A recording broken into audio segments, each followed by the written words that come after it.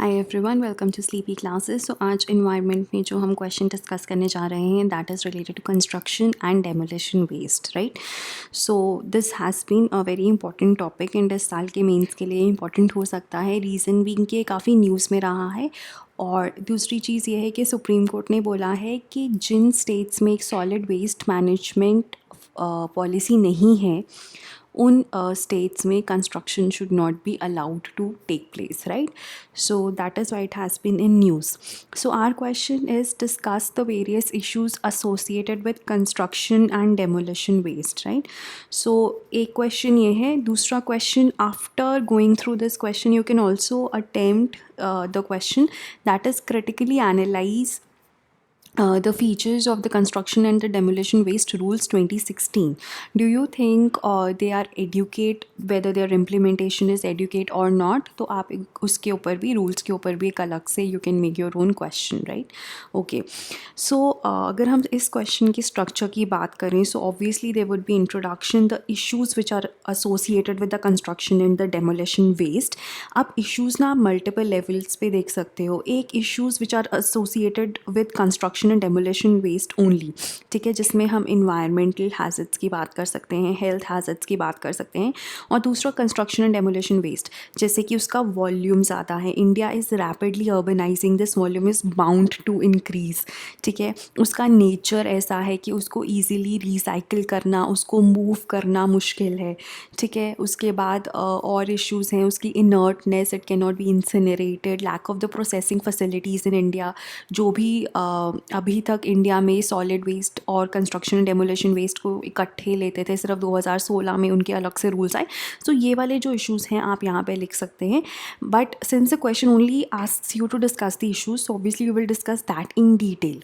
But you can always write certain government measures that have been taken to take care of this construction and demolition waste and way forward and finally the conclusion. Okay, so let's start with the introduction. So introduction में आपको 2-3 generic लाइनें लिखनी होती हैं, और अगर आप construction and demolition waste के बारे में कुछ फैक्ट्स बता पाएँ, सो नथिंग लाइक इट, ठीक है. So I have started with the fact that you can quote a line कि you have seen huge piles of C&D waste stacked alongside of major roads, resulting in traffic jams, congestion and disruption and choking of the drains. It is the heaviest and most voluminous waste streams generated in the present scenario. This is one of the major issues which is associated with this kind of a waste. Then almost 25 to 30% of the waste generated in all the developed countries comprises of this. Right, then it is generated from construction, renovation, repair, demolition of houses, buildings, roads, bridges, etc. अब इसमें होता क्या क्या है, you have everything from steel to wood to plaster to brick to asphalt to concrete, right?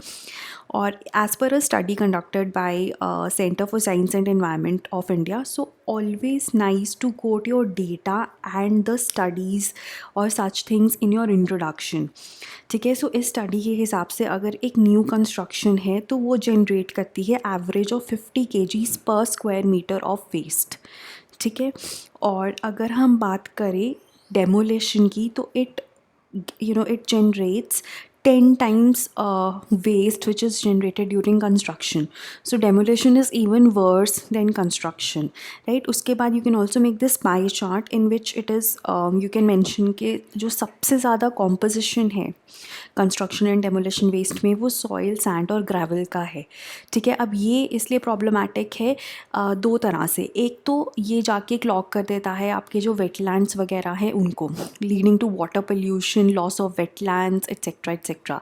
दूसरी चीज़ है river की माइनिंग. जब रिवर में रिवर बेड माइनिंग होती है तो उससे हम सैंड प्रोड्यूस करते हैं, उस वजह से रिवर्स और प्रॉब्लमैटिक हो रहा है. तो the lack of recycling is quite evident in this chart, ठीक है. So that's just a perspective. Okay, so ये आपको ये चीज़ नोट करनी है कि सबसे ज़्यादा जो C&D में कॉम्पोजिशन है वो इसकी है, followed by the bricks and masonry, followed by concrete, ठीक है. तो मेजरली आप 3 याद कर लीजिए, बाकी आप मिसलेनियस लिख सकते हैं, ठीक है. So either you can make a pie chart और you can make this table, right. Now let's just come to the issues.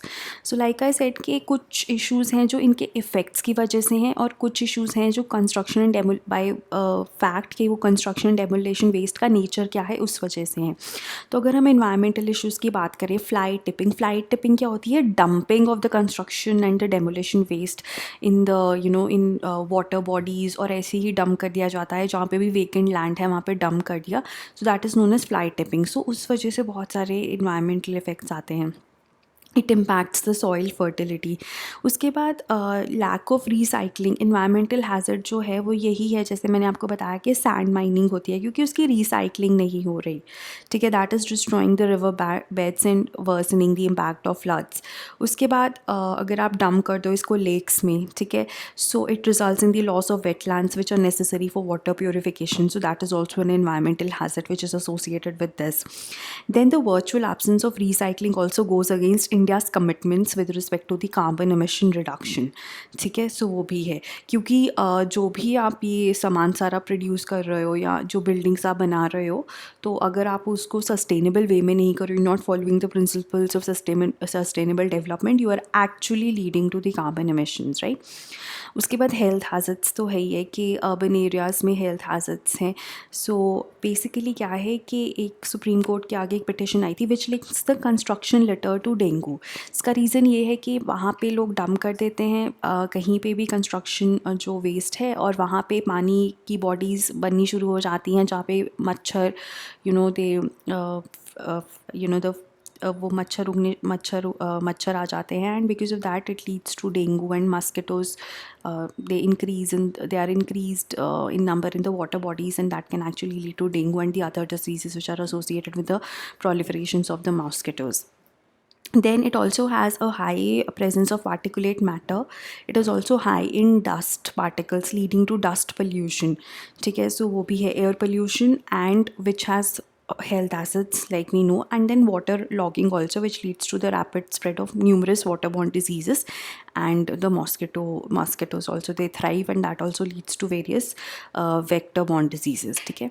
सो ये उसके बाद अगर हम नेचर की बात करें, सो लाइक आई सेड कि वॉल्यूम बहुत ज़्यादा होती है इसको प्रोसेस करना इज़ नॉट ईजी, ठीक है, and lack of processing facilities is there. और सिर्फ 5% जो वेस्ट है CND waste, that is processed in India. So this is also related to the fact that it was included with solid waste management only. जो हमारी solid waste management है उसी के अंदर एक कैटेगरी थी कंस्ट्रक्शन एंड डेमोलिशन वेस्ट। 2016 से ही इसको सेपरेट किया गया है, और हमारे देश में प्रोसेसिंग फैसिलिटीज़ बहुत कम है। जैसे दिल्ली में वी हैव प्रोसेसिंग प्लांट्स, ठीक है, तो दिल्ली में जो कंस्ट्रक्शन एंड डेमोलिशन वेस्ट का जो मैनेजमेंट है थोड़ा सा बेटर है compare to the other states, ठीक है, लेकिन बहुत ही कम है। उसके बाद एक तो वॉल्यूम इसका बहुत ज़्यादा है, लाइक बल्की होता है ये, तो उसकी वजह से प्रोसेसिंग कम है, और वॉल्यूम बढ़ता ही जा रहा है क्योंकि हर एक पार्ट ऑफ द कंट्री में कंस्ट्रक्शन हो रही है, and because of the urbanisation and all that, and the numbers, the volume is only going to increase, ठीक है। और उसके बाद infrastructure as well as technologies is concern for processing is also lacking in our country. उसके बाद it is also challenging ways to handle CND because it is bulky, it is heavy and inert, ठीक है, and a mixture of various materials of different characteristics, ठीक है, तो एक uniform mixture नहीं है, जिस वजह से अगेन इसकी जो प्रोसेसिंग है वो मुश्किल है। उसके बाद it is difficult to choose any suitable disposable method because it can not be incinerated because of the high density and inertness. तो आपको एक प्रोसेसिंग का मेथड आप सारे कंस्ट्रक्शन एंड डेमोलिशन वेस्ट के लिए नहीं यूज़ कर सकते। It has to be properly segregated and then processed, okay. उसके बाद जो लैंडफिल्स हैं, ऑब्वियसली लैंडफिल्स भी लिमिटेड हैं, ठीक है। उसके बाद लैंडफिल्स या फार एंड फ्यू, तो कॉस्ट बढ़ जाती है कि जो कंस्ट्रक्शन की कॉस्ट है वो बढ़ जाएगी अगर आप वेस्ट को डंप कर रहे हो प्रॉपर लैंडफिल्स में। सो लोग क्या करते हैं, वहीं पे डंप कर देते हैं, किसी कोई वेकेंट एरिया देखते हैं वहीं पे डंप कर देते हैं। So basically unorganised sector is involve in the construction and the handling of waste, that also leads to the menace of this waste mismanagement, right. उसके बाद अवेयरनेस नहीं है लोगों में कि कैसे इसको प्रोसेस करना चाहिए और गवर्नमेंट की क्या क्या पॉलिसीज़ हैं, दैट इज़ कम्प्लीटली लैकिंग। जो भी ईजी वे आउट होती है that is dumping, that is done, और फ्लाई टिपिंग, ठीक है। उसके बाद information, education and communication is also lacking. So these are the issues which are associated with the construction and the demolition waste, ठीक है. अगर हम गवर्नमेंट मेजर्स की बात करें, so government came up with this waste management rules in 2016 and this was notified by the ministry of environment. उन rules में देखा गया है, ये बताया गया है कि it shouldn't be taken as a waste but a resource and 3 R's should be followed, that is recover, ठीक है, रिसाइकल एंड रीयूज़, ठीक है. So this is very very important. इसको आप 4 आवर्स भी कर सकते हो, दैट इज़ एक अगर आप रिड्यूस ऐड कर दो तो वो भी है कि आप जितना जितना आपको चाहिए उतना ही आप ख़रीदो, उतना ही यूज़ करो, ठीक है, ताकि उसके बाद try to recycle it, try to recover it, try to reuse it. और इन रूल्स में ना क्लियरली डिफाइंड है जो वेस्ट जनरेट कर रहा है, जैसे कि जो कंस्ट्रक्शन हो रही है, waste generator, service providers, contractors, state government, local authorities and pollution control boards, सबकी क्या क्या ड्यूटीज़ हैं, they have been clearly defined. So I have try to write them here. You can actually make a table और उसमें आप simple ऐसे लिख सकते हो कि इंडिविजुअल लेवल पे ये है, जो वेस्ट जनरेटर्स हैं वो ये करेंगे, लोकल अथॉरिटीज़ ये करेंगी, स्टेट गवर्नमेंट ये करेगी, और जो CPCB है वो ये करेगी, ठीक है. So you can write in that form, it would be appealing also. So अब जितने भी जनरेटर्स हैं ना वो 4 कैटेगरीज में सेग्रीगेट करेंगे, ठीक है. Concrete, soil, steel and wood, plastics, bricks and mortar, ठीक है. तो ऐसे कैटेगरीज में they will segregate and they will deposit it either to the collection centre set up by the local authority, कि जहाँ पे कलेक्ट या तो कलेक्शन सेंटर में दे दें या फिर प्रोसेसिंग फैसिलिटीज़ में दे दें, ठीक है. और जो लार्ज जनरेटर्स हैं, ठीक है, which are generating big amount, ठीक है, उनको they must prepare an environment management plan, ठीक है. और दूसरी चीज़ है, they must also prepare a waste management plan, ठीक है. उसके बाद लोकल अथॉरिटी को सबमिट करेंगे and they have to get an approval before their work starts, ठीक है. they're also required to play a relevant charge, ठीक है, ताकि जो CND वेस्ट है उसको कलेक्ट किया जा सके, उसको ट्रांसपोर्ट किया जा सके, ठीक है. सो उनको अलग से एक सर्विस प्रोवाइडर्स को पैसे देने हैं. जो छोटे लेवल पे हैं या जो इंडिविजुअल हैं वो खुद ही हैंडल कर सकते हैं. जो बड़े लेवल पे है दे हैव टू पे so that it is collected and processed, right. उसके बाद अगर हम लोकल अथॉरिटीज़ की बात करें तो लोकल अथॉरिटीज़ को भी 10 to 20% of the materials have to be used from the CND waste in government and municipal contracts, ठीक है. सो ये है. उसके बाद स्टेट गवर्नमेंट के कुछ रोल्स हैं कि they have to provide suitable sites ताकि स्टोरेज, प्रोसेसिंग और रिसाइकलिंग फैसिलिटीज़ सेटअप की जा सकें. और उसके बाद जो CPCBs हैं, जो पोल्यूशन कंट्रोल बोर्ड्स हैं, they will also prepare operational guidelines, ठीक है. तो हर एक जो स्टेक होल्डर है उसका role has been defined and that must be followed, ठीक है. उसके बाद बाकी जो मेजर्स हैं, जैसे स्वच्छ भारत मिशन है गवर्नमेंट का, उन्होंने ministry of housing and urban affairs के अंडर दे हैव टारगेटेड कि 100% solid waste including CND waste की प्रोसेसिंग होनी चाहिए. उसके बाद मिनिस्ट्री ऑफ अर्बन डेवलपमेंट ने भी eco friendly CND recycling facilities को सेटअप किया जा सके हर एक सिटी में. And even bureau of Indian standards and Indian road Congress, they are also responsible for the preparation of the code of practices and standards for the use of recycled materials in their constructions, ठीक है. कि recycled materials की जो usage है वो बढ़े, उसके लिए BIS and Indian Road Congress are setting up certain practices and standards, ठीक है. So ये measures लिए जा रहे हैं, ठीक है. So when we talk about the way forward, see the way forward में आप ये लिख सकते हो कि the need is to achieve 3 E's, ठीक है. That is to save environment and that 3 E's could be achieved if we manage the CND waste properly, ठीक है. आप एनवायरनमेंट को भी सेव कर लोगे अगर आप अच्छे से मैनेज करोगे, आप एनर्जी को भी सेव कर लोगे and you will also enhance economy because आप रिसाइकल्ड मटीरियल को यूज़ कर रहे हो, ठीक है. उसके बाद ना वे फॉरवर्ड में you can also right things like कि आप 3 चीज़ों का कल्मिनेशन लेकर आओ. गवर्नमेंट का रोल होना चाहिए, प्राइवेट सेक्टर और सिटीजन्स का प्रोएक्टिव रोल होगा, तो also we can help in the management of the construction and demolition waste. So you can also make these ये वेन डायग्राम वगैरह से भी आप इसको ऐसे एक्सप्लेन कर सकते हो, ठीक है. So try to use datas, facts, these Venn diagrams, the flow charts, ठीक है. उससे आपके आंसर का थोड़ा अपील बढ़ेगा.